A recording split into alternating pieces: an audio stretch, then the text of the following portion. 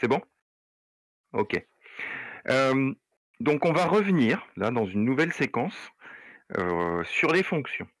Je vous rappelle que nous avions étudié donc la fonction logarithme, que nous avons étudié les fonctions dérivées et là, il s'agit de retravailler les fonctions dérivées, mais d'une autre façon. C'est-à-dire qu'on ne va pas les utiliser pour, calculer une pente, pour calculer, une vitesse comme on l'a fait. On va aller plus loin que ça. On va s'intéresser maintenant à comment cette fonction dérivée peut nous aider à trouver des extrémums. Donc aujourd'hui, dans la première séance, je vais pas, revenir sur les fonctions dérivées, je vais m'attarder sur extrémum. Qu'est-ce que c'est que l'extrémum d'une fonction? Donc, en fait, si vous prenez une fonction f, que vous la définissez sur un intervalle AB, j'y reviendrai juste après sur ce que ça signifie si vous avez oublié, eh bien, il y a 2 extrémums possibles. Le maximum, vous avez déjà rencontré cela, hein, le maximum de la fonction.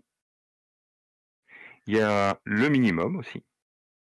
Alors qu'est-ce que c'est que le maximum et le minimum? C'est la plus grande image pour le maximum et la plus petite image pour le minimum.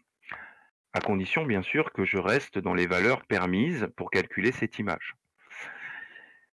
Donc maximum et minimum, bah, ça s'appelle des extrémums. Donc en fait, il y a 2 extrémums possibles en termes de définition. Il peut y avoir l'extrême qui est le maximum et l'extrême qui est le minimum, hein. Vous en avez 2 possibles, le minimum et le maximum. Donc question de cours par exemple, eh bien citez-moi 2 extrémums, bah, possibles, il y a le maximum et le minimum, c'est tout. Alors pour trouver le maximum ou le minimum, on peut travailler sans la fonction dérivée, c'est ce que je vous ai dit, aujourd'hui on fait sans la fonction dérivée, mais par exemple à partir de la courbe de la fonction. Là je l'ai représentée ici, la courbe de la fonction, on l'a ici.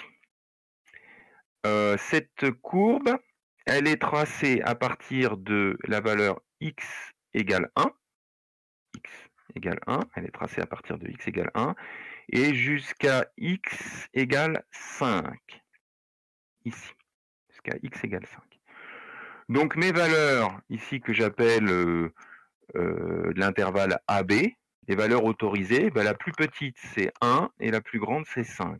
Donc par exemple ici, ça voudrait dire que A vaut 1 et B vaut 5. Je ne regarde pas avant 1, toute cette zone ici je ne m'intéresse pas, et toute la zone qui est là, je ne m'y intéresse pas, puisque c'est plus grand que 5.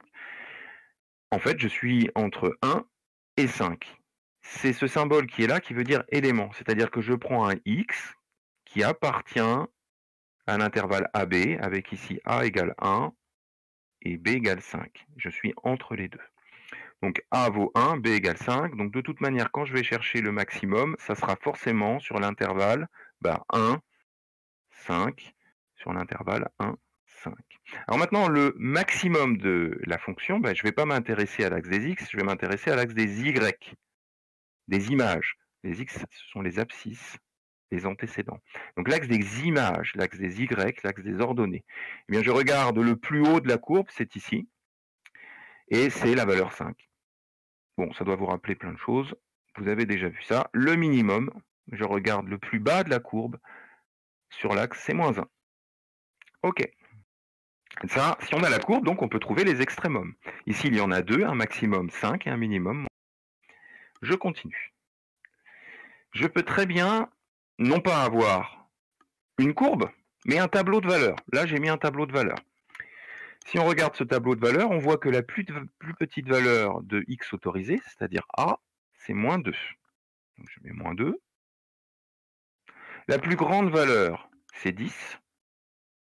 Donc si je traduis ça à l'aide d'une courbe, hein, ça voudrait dire que si j'ai mon axe des x et mon axe des y, antécédent, image, ma courbe sera représentée qu'entre les valeurs moins 2 et 10. Donc la courbe, elle est quelque part entre les deux ici.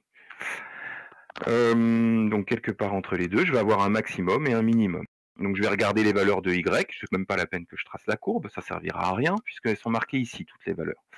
Donc je vais regarder la plus petite, c'est moins 3. Donc le minimum, c'est moins 3, pour des valeurs de x comprises entre moins 2 et 10. Entre moins 2 et 10. Et le maximum, 5, 2, moins 3, moins 1, 2, c'est 6, pour des valeurs comprises entre -2 et 10 pour x, donc 6. Autre outil qu'on peut utiliser pour trouver des extrémums, c'est un tableau de variation.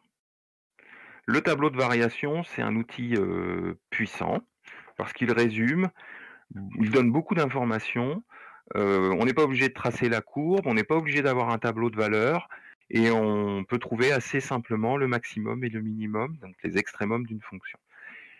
Donc valeur de x, la plus petite, c'est -10 possible et la plus grande, c'est 40. Comme dans un tableau de valeurs, c'est toujours la plus petite qui est située à gauche et la plus grande qui est située à droite.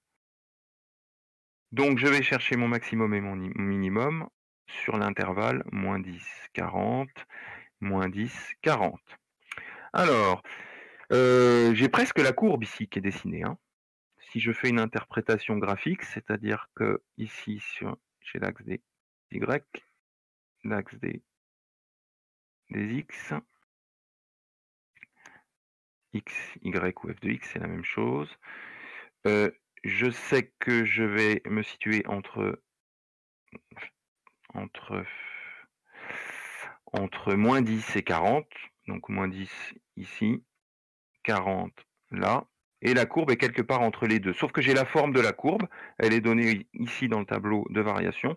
Alors j'en donne une possible, je partirai de 3, j'irai jusqu'à 8, je redescends jusqu'à 4, je remonte jusqu'à 9 et je descends à 7. Bon, ça ressemble à ça. Ça, c'est un schéma. Donc le maximum, je regarde, je le vois dans le tableau, hein, ça se joue entre 8 et 9, donc entre là et là, entre 8 et 9, c'est 9, c'est plus grand. Maximum 9. Le minimum, je regarde toutes les valeurs qui sont les plus basses ici sur la courbe, hein, ça peut donc être ici, là ou là, donc ici, là ou là, on voit que c'est 3. La plus petite valeur, c'est 3. Voilà, ça c'est ce que je vous demande d'essayer de comprendre pour aujourd'hui et d'essayer de faire sous forme d'exercice. Donc l'activité, là, la séance, je vous l'ai mise en PDF, en ODT sur Pronote et vous avez 3 petits exercices à faire. Donc à partir de la courbe, trouvez A et B, le maximum, l'intervalle. À partir d'un tableau de valeurs, trouvez A et B, le maximum, le minimum. Et même chose avec un tableau de variation. Et enfin, construire votre connaissance. Voilà, donc pour aujourd'hui, je dirais le cours est terminé. Est-ce que vous avez des questions par